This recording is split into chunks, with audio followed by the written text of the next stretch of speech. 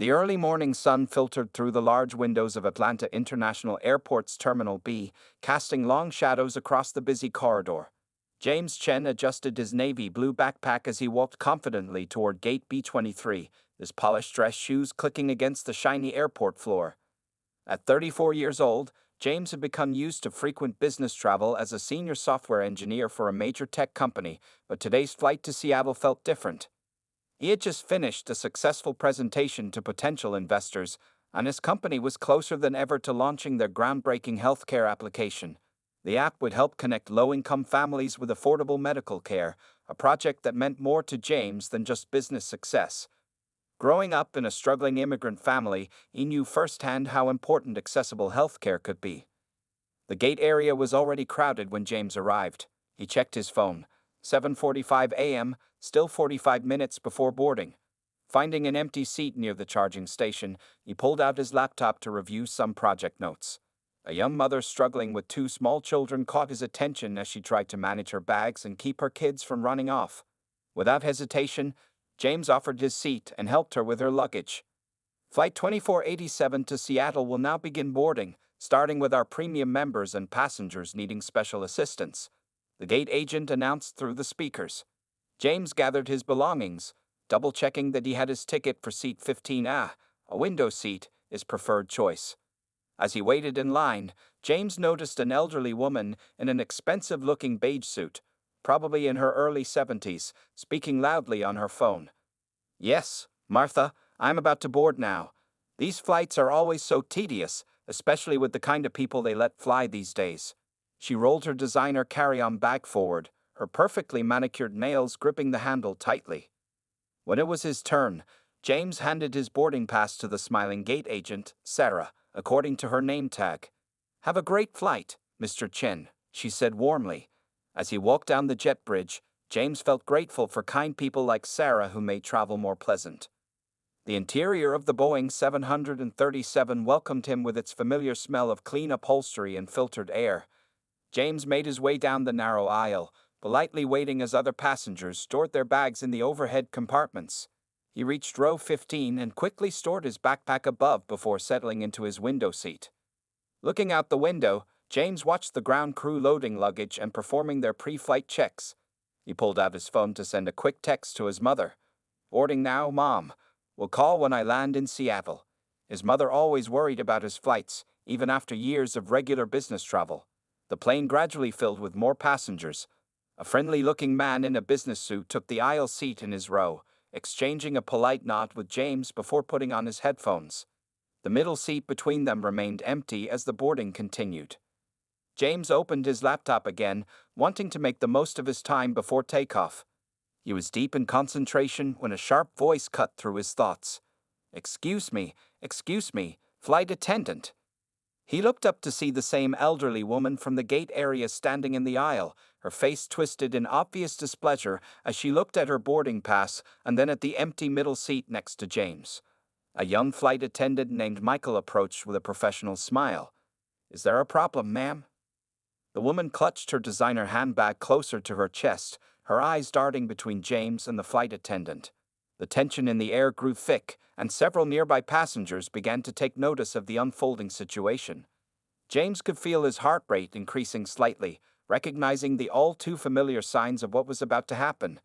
He'd experienced similar situations before, but it never got easier. Taking a deep breath, he saved his work and closed his laptop, preparing himself for what would come next.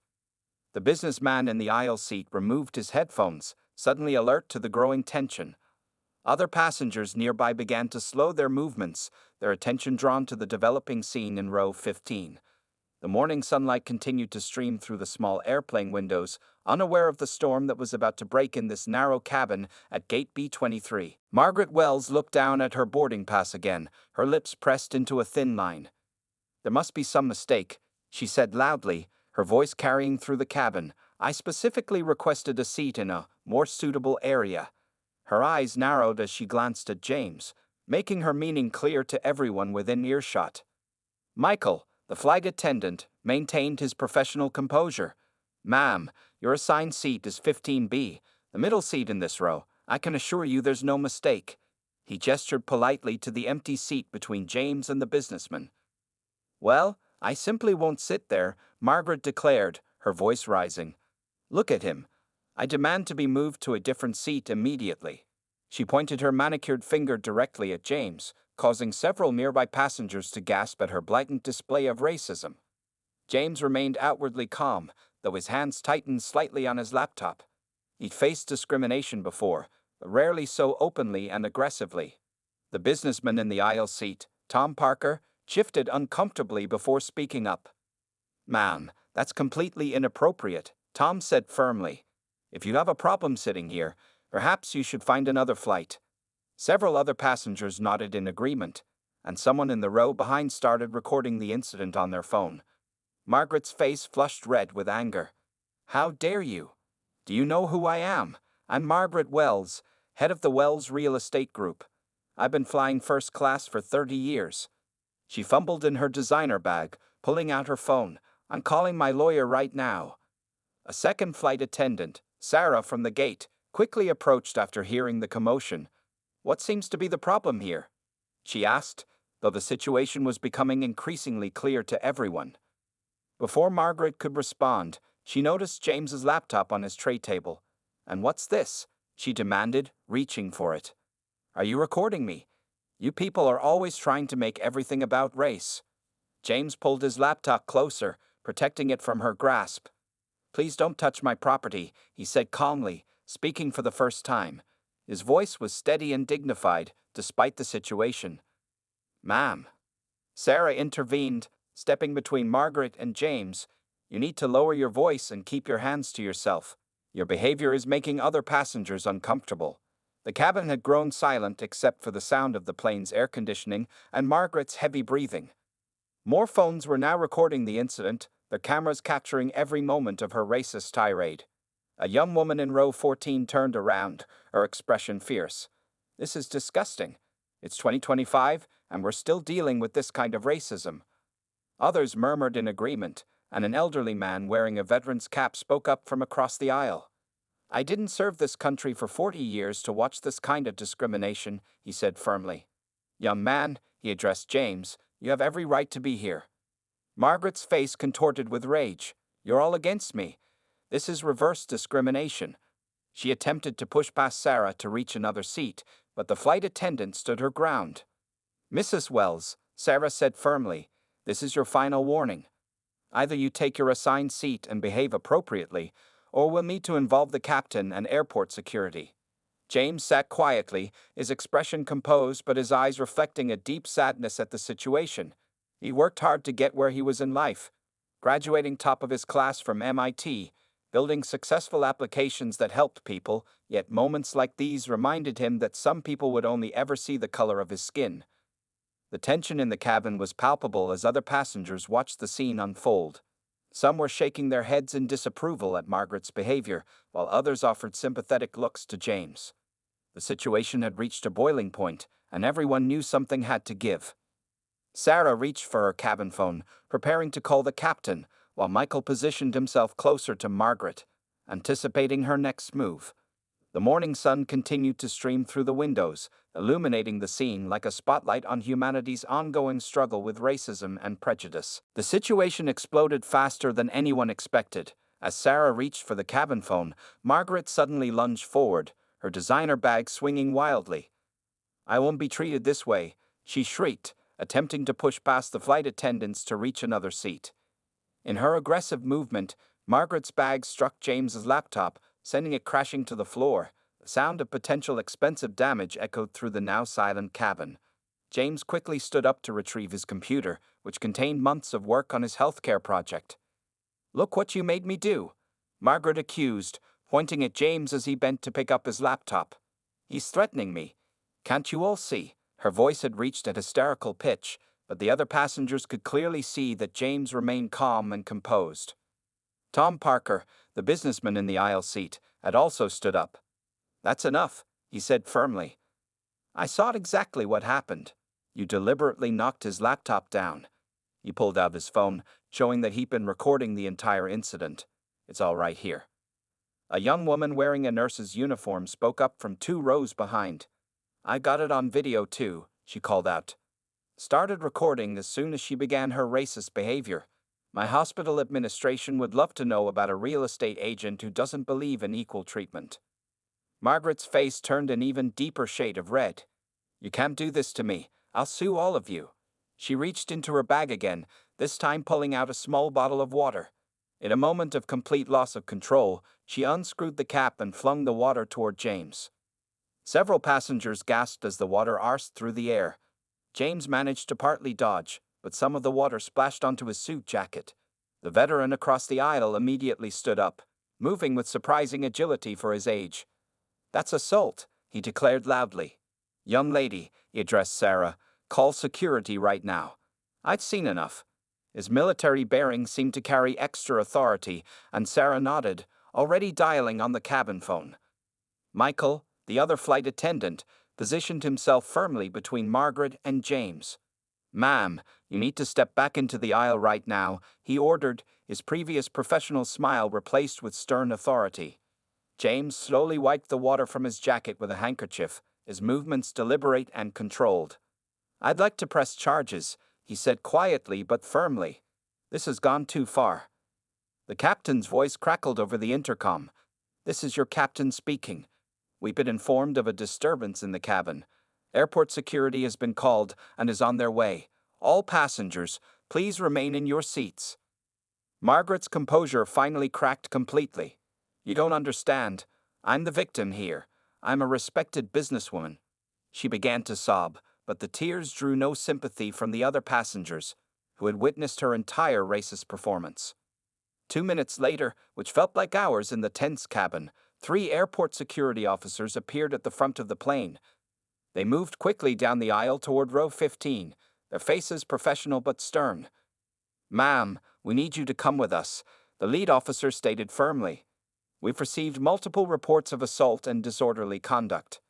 But my flight, my important meeting in Seattle, Margaret protested, suddenly realizing the gravity of her situation. The security officers were unmoved.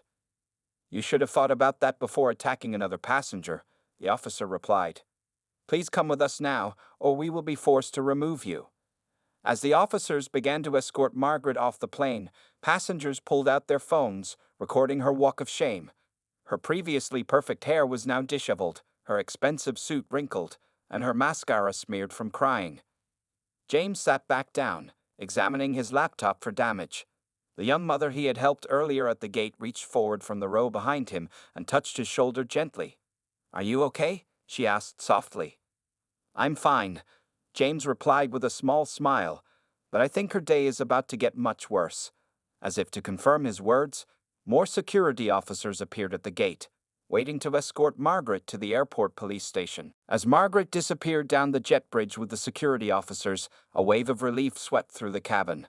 The tense atmosphere began to dissolve, replaced by a buzz of conversations as passengers discussed what they had just witnessed. Many were already posting their videos of the incident on social media, their fingers typing rapidly on their phones. Sarah, the flight attendant, approached James with genuine concern. Sir, I want to sincerely apologize for what you experienced, she said, her voice filled with empathy. Would you like to fill out an incident report? The airline takes these situations very seriously. James nodded, still checking his laptop for damage. Fortunately, it appeared to be working properly, though the case had a new scratch from the fall. Yes, I would like to file a report, you replied calmly. And I'd appreciate a copy of the airline's incident documentation for my lawyer.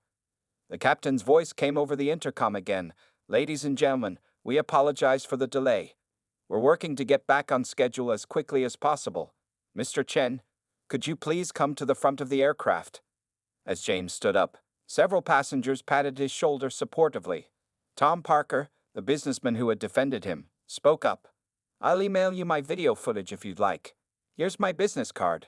I'm happy to be a witness if you need one. Walking to the front of the plane, James noticed how different the atmosphere felt now. Passengers smiled at him encouragingly, and he heard several people expressing their outrage at Margaret's behavior. The young mother from the gate was comforting her children, explaining in gentle terms why the angry lady had to leave. At the front of the plane, the captain himself had stepped out of the cockpit, He was a tall man in his 50s with graying hair and kind eyes. "Mr. Chen," he said, extending his hand. "I'm Captain Roberts. First, let me apologize for what happened. We have a strict zero-tolerance policy for discrimination of any kind." The captain gestured to the empty first-class section. "We'd like to upgrade you to first class for the remainder of your journey. It's the least we can do.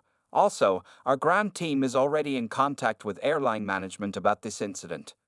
As James was about to respond, a ground crew member rushed onto the plane and whispered something to Sarah. The flight attendant's eyes widened slightly before she turned to James and the captain. "You might want to hear this," Sarah said. "The videos are already going viral. Someone recognized Mrs. Wells and tagged her real estate company. They just posted a statement on social media distancing themselves from her actions and announcing her immediate suspension pending investigation."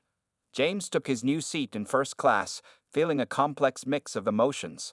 While he was grateful for the support, he wished such incidents didn't happen in the first place. As he settled in, the elderly veteran who had spoken up earlier passed by on his way to the bathroom and stopped briefly.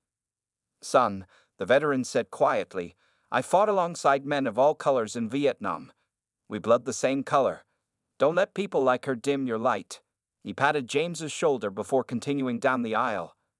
The flight crew began their final preparations for takeoff, now running about 30 minutes behind schedule.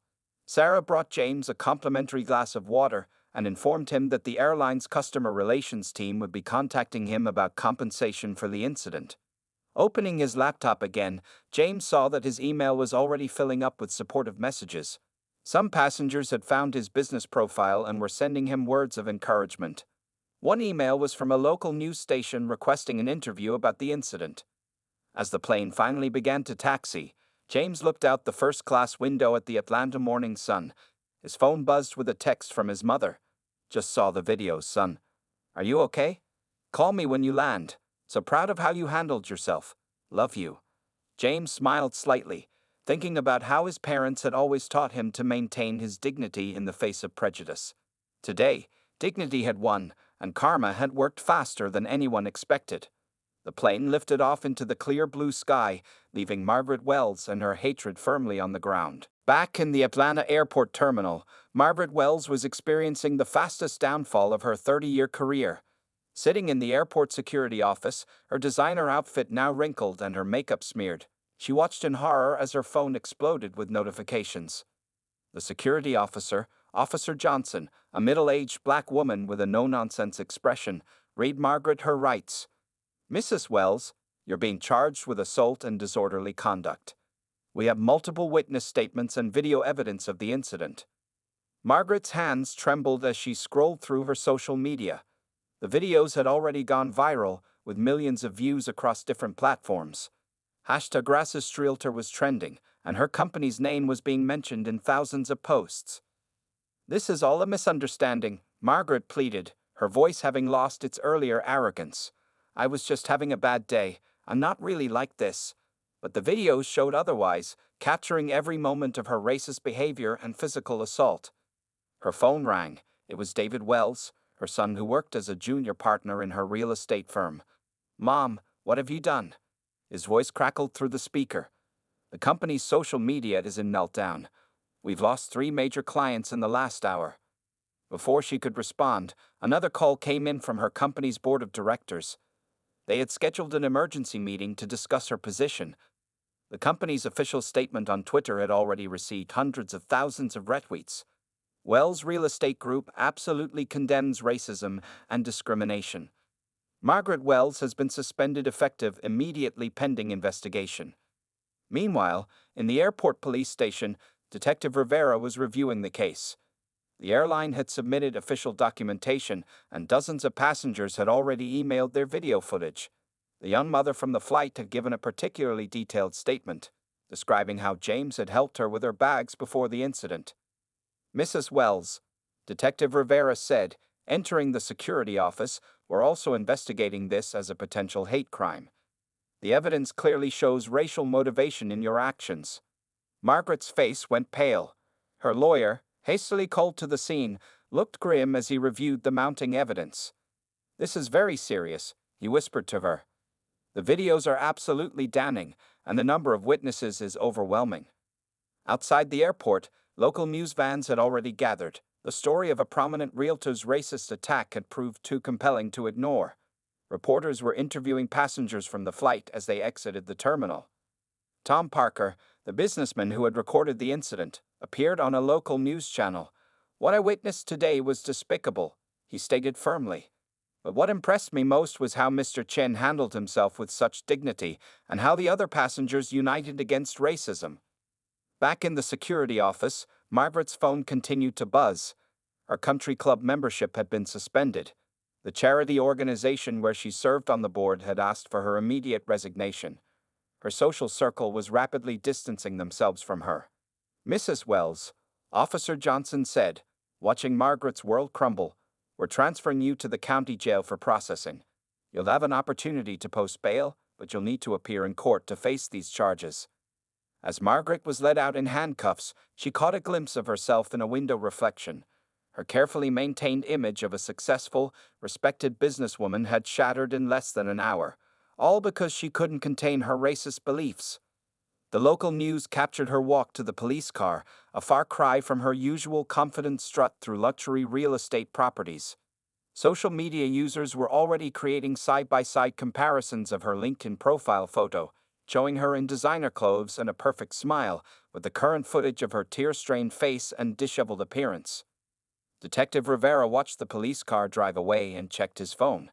The incident had made national news, with major networks picking up the story. "Sometimes," he said to Officer Johnson, "karma works overtime." Officer Johnson nodded, thinking about how quickly Margaret Wells had lost everything she valued, her reputation, her business, her social status, all because she chose hate over humanity. High above the clouds, James Chen's flight to Seattle had reached cruising altitude. In the comfortable first-class seat, he finally opened his laptop to check the full scope of what was happening on social media. His inbox had exploded with messages of support, interview requests, and even business opportunities. Sarah, the flight attendant, approached with a warm smile. "Mr. Chen, I thought you might want to see this," she said, showing him her phone. The airline's official Twitter account had posted a powerful statement. "We stand firmly against racism." Today's incident on Flight 2487 resulted in the permanent banning of a passenger from our airline. We are proud of our crew and passengers who stood up against discrimination. The post had gone viral, with hundreds of thousands of shares and supportive comments. Other major airlines were retweeting it, adding their own messages about zero tolerance for discriminatory behavior. Meanwhile, in Atlanta, Margaret Wells' world continued to implode. Her real estate company's board of directors held their emergency meeting virtually, as none of them wanted to be seen at the office with reporters camping outside. The decision was unanimous. Margaret Wells was terminated from her position as CEO of Wells Real Estate Group. David Wells, Margaret's son, sat in his home office watching his family's legacy crumble. His phone rang. It was his sister Catherine, a high school teacher in Boston. "David, my students showed me the video in class today," she said, her voice shaking. "How could Mom do this? Everything she taught us about treating people with respect, it was all fake." Back on the flight, James received an unexpected email from a major tech magazine. They wanted to feature him, not because of the incident, but because someone had recognized him as the developer behind the healthcare app that was making medical care more accessible to underserved communities. "Your dignified response to racism has brought attention to your important work," the email read. "We'd love to do a cover story about your healthcare initiative and how technology can bridge social divides." In Atlanta's county jail, Margaret sat in a holding cell, waiting for her lawyer to complete her bail paperwork. The other inmates had seen the viral videos on TV, and their whispers and stares made her shrink into herself. For the first time in her life, she was experiencing what it felt like to be judged based on her actions rather than her privilege. Her lawyer finally appeared with more bad news. "The DA is pursuing maximum charges," he explained grimly. "They want to make an example of this case. Plus, 3 other people have come forward with similar stories about your past behavior at open houses and property showings." Social media continued to buzz with activity. The veteran who had supported James on the flight was identified as retired Colonel Michael Harrison, a decorated Vietnam War veteran. His powerful statement about bleeding the same color had been turned into inspirational memes shared by millions. The young mother from the flight, Emily Rodriguez, had posted a heartfelt message about how she was using the incident to teach her children about standing up against racism. Her post went viral too. Today, my kids learned that superheroes don't wear capes, they wear business suits and keep their dignity even when faced with hate. Thank you, Mr. Chen, for showing them what strength really looks like. As the flight reached its halfway point, James received another surprising email. A major civil rights organization wanted to honor him at their annual gala for turning a moment of racism into a movement of unity. They noted how his calm response had helped create a teaching moment for millions. Tom Parker, a businessman who had defended James, had posted a LinkedIn article about corporate responsibility and racism. Today, I witnessed how one person's bigotry destroyed their career in minutes. He wrote, but I also saw how another person's dignity and resilience inspired hundreds of thousands. As business leaders, we must ask ourselves, which legacy do we want to leave? The post was being shared widely in business circles, prompting discussions about diversity and inclusion in corporate America. What had started as one woman's racist outburst was becoming a catalyst for broader conversations about systemic change. 1 week after the incident, the impact continued to ripple through society in unexpected ways. James Chen sat in his Seattle office, looking out at the city skyline while on a video call with his development team. The healthcare app they'd been working on had received an unexpected surge of attention and support. The funding just came through, James announced to his excited team. After the incident went viral, 3 major healthcare companies reached out. They want to partner with us to expand the app nationwide. His team members cheered. Their dream of helping underserved communities access affordable healthcare was becoming a reality. Meanwhile, in Atlanta, Margaret Wells sat alone in her luxury apartment, surrounded by unopened mail and ignored phone calls.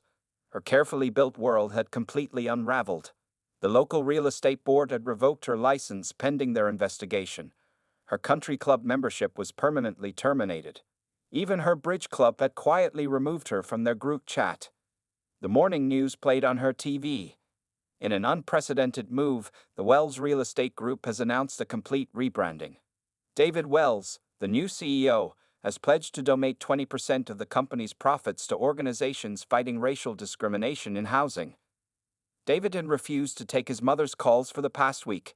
Instead, he was busy working with diversity consultants to transform the company his mother had built. We can't change the past, he told reporters, but we can help shape a better future. Back in Seattle, James received an unexpected visitor in his office, Sarah, the flight attendant from that fateful flight. The airline had arranged for her to present him with a lifetime premium membership as part of their updated anti-discrimination initiative. "You've inspired some real changes," Sarah explained. "The airline has completely revamped its training programs. Every employee now goes through enhanced anti-racism training. They're calling it the Chen Protocol." Social media continued to dissect the incident. The hashtag Chen Champions had emerged, with people sharing their own stories of standing up against racism. The elderly veteran, Colonel Harrison, had become something of an internet celebrity. Schools were using videos of his response as part of their civil rights education. In Boston, Catherine Wells, Margaret's daughter, stood before her high school class. "Today, we're going to talk about accountability," she began. "Sometimes the hardest lessons come from our own families." Her students listened intently as she turned her mother's actions into a powerful teaching moment about confronting racism within our own circles. The incident had sparked changes in unexpected places. Real estate companies across the country began reviewing their policies. The National Association of Realtors launched a major anti-discrimination campaign. Security companies started offering training programs to help flight crews deal with racist incidents more effectively. Tom Parker, the businessman who had defended James, had been promoted to his company's newly created position of Chief Diversity Officer. "What happened on that flight showed us that staying silent is no longer an option," he said in a corporate video that went viral. "We must actively work to create inclusive spaces." Emily Rodriguez, the young mother, had started a parenting blog about raising anti-racist children. Her first post, "What My Kids Learned from Mr. Chen," had been shared by parenting magazines nationwide. Teaching our children to recognize and stand against racism is just as important as teaching them their ABCs, she wrote. In her apartment, Margaret watched as her son appeared on TV again, this time announcing a new scholarship program for minority students interested in real estate careers. The Wells Foundation for Equal Housing Opportunities would provide full college scholarships to 10 students each year. James's phone buzzed with another notification. The video of the incident had reached 50 million views, but more importantly, his healthcare app had just signed up its millionth user. A message from a single mother in Detroit popped up. "Thank you for making healthcare accessible for my family. Your strength inspired changes that are helping real people." Looking at the sunset over Seattle's skyline, James thought about how one moment of confronting hate had sparked a wave of positive change. His mother had always told him that dignity was more powerful than discrimination. As he watched the sun sink below the horizon, he knew she was right. 1 month after the incident, James Chen stood at a podium in a packed conference hall in Atlanta. The irony wasn't lost on him. He was back in the city where it all began, but this time to receive an award for his healthcare app's impact on underserved communities. In the audience, many familiar faces watched him speak. Sarah and Michael, the flight attendants, sat near the front. Tom Parker and Colonel Harrison had flown in specially for the event. Emily Rodriguez and her children were there too, the kids wearing T-shirts with "Stand Up to Hate" printed on them. Sometimes, James began his speech, "Positive change comes from unexpected places. A month ago, I boarded a flight hoping to help people through technology. Today, our healthcare app helps millions access affordable care, and it all started with people standing up for what's right." Across town, in a small courthouse, Margaret Wells sat quietly as her lawyer negotiated a plea deal. She had lost everything: her company, her social status, her family's respect. The judge had offered her a choice: jail time or community service working with organizations that fight housing discrimination. "Mrs. Wells," the judge said firmly, "you have a chance to learn from your mistakes. Your actions showed us the worst of humanity, but they also inspired the best in others. Which side of history do you want to be on now?" For the first time in her life, Margaret spoke without pride or pretense. "I want to make things right," she said softly. "I've learned the hard way that hate hurts everyone, including the person holding onto it." Back at the award ceremony, James shared how his healthcare app had evolved. "After the incident, we added a new feature that helps track and report discrimination in healthcare settings. Already, it's helped identify and address systemic biases in dozens of hospitals." The airline industry had changed too. Sarah stood up to share how the Chen Protocol had been adopted by major airlines worldwide. "In the past month alone, we prevented 30 similar incidents," she reported. "People think twice before displaying racist behavior when they know everyone will stand united against it." Colonel Harrison took the stage next, his military medals gleaming under the lights. "In Vietnam, we learned that unity is our strength. On that flight, we proved that lesson still holds true. When good people stand together, hate doesn't stand a chance."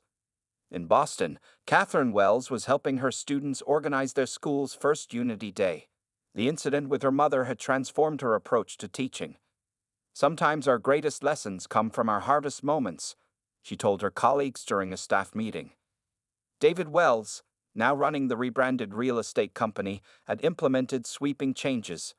Their new Fair Housing initiative had already helped hundreds of families overcome housing discrimination. "We're turning my mother's mistake into meaningful change," he told industry leaders. Emily Rodriguez's parenting blog had grown into a movement. Parents across the country were using her guidelines to teach their children about racism and the importance of standing up for others. Her kids had become mini ambassadors for change in their own school. Tom Parker's corporate diversity program had been so successful that other companies were adopting it. "We call it the Dignity First Protocol," he explained to business leaders. "It's about creating environments where everyone feels safe and respected." As James concluded his speech, he shared a final thought that brought tears to many eyes. "My mother always said that hate is heavy. It's a burden that weighs you down. But dignity lifts everyone up." The audience rose in a standing ovation. Among them was an unexpected guest, Margaret Wells. After accepting her plea deal, she had asked permission to attend. She stood at the back, watching silently as James received his award. As people filed out of the hall, Margaret approached James. The room grew quiet, phones ready to record another confrontation. But this time, Margaret simply said, "I'm sorry. Thank you for showing me a better way." James looked at her, seeing not the angry woman from the flight, but someone who had learned a difficult but necessary lesson. He nodded and replied simply, "That's how change begins." As the sun set over Atlanta, the story of Flight 2487 had become more than just a viral video. It had become a catalyst for real change. In the end, dignity had won over discrimination, and one moment of hate had been transformed into a movement of hope.